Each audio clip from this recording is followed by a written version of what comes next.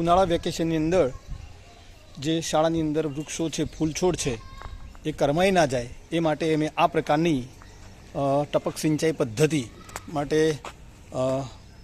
પાણી મળી રહે એ માટે એક નળી મૂકેલી છે, જેથી કરીને જે આ મેદીના છોડ છે એ સુકાઈ ના જાય આ ગરમીની અંદર. એવો એક સુંદર પ્રયત્ન અમારા થ્રુ કરવામાં આવ્યો છે.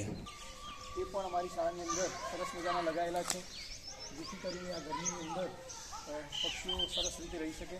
બીજું આપ જોઈ શકો છો, આ મેદી, આટલી સરસ લીલી મેદી જે છે એનું કારણ અત્યારે અહીંયા ચાલુ થયું જે ટપક સિંચાઈ પદ્ધતિ છે. અમારી ગેરહાજરીની અંદર પણ આ પાણી વૃક્ષોને અને મેદીને મળી રહે અને એના કારણે આ લીલોતરી ખાસ જોવા મળે છે. વેકેશનની અંદર બાળકો કે શિક્ષકો સ્કૂલમાં હોતા નથી ત્યારે આ જે લીલાછમ વૃક્ષો છે કરમાઈ જાય છે, સુકાઈ જાય છે, એ ન સુકાય એ માટેનો અમારો એક આ સુંદર મજાનો પ્લાન છે. પરિવાર અમારી આ સુખપુરા પ્રાથમિક શાળાની અંદર પ્લાસ્ટિક મુક્ત શાળા, કોઈપણ પ્રકારનું બાળકને જે વેપર લઈને આવે છે તો અમે સ્પષ્ટ ના પાડીએ છીએ અને કોઈપણ જગ્યાએ કેમ્પસની અંદર પ્લાસ્ટિક જોવા ન મળે અને કદાચ બાળક ભૂલથી લાવ્યું હોય અથવા તો શાળા કેમ્પસમાં હોય તો એ લોકો સત્વરે રિસાયકલ જે રીતે થાય એ રીતે અમે નાશ કરવાનો પ્રયત્ન કરીએ છીએ. આ ઉપરાંત ઇકો ક્લબ અંતર્ગત જે ઔષધિ બાગ છે એની અંદર અરડુસી અમારી શાળાની અંદર જોવા મળે છે.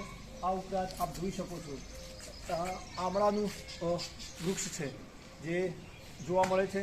એ સિવાય પણ મીઠો લીમડો પણ જોવા મળે છે. આવા અલગ અલગ પ્રકારના ફૂલછોડ અને ઝાડવાઓ છે. ફળાવ ઝાડ પણ અહીંયા ઉપર આપ જોઈ શકો છો. આ છે દાડમ, તો અહીંયા દાડમના જે છોડ છે એમાં દાડમ પણ ક્યાંક ક્યાંક જોવા મળે છે. તો આવી રીતે અમે પર્યાવરણને બચાવવા અને વિકસાવવા માટે અમારા ખૂબ પ્રયત્નો રહેલા છે. જોઈ લેજો, બહુ મોટો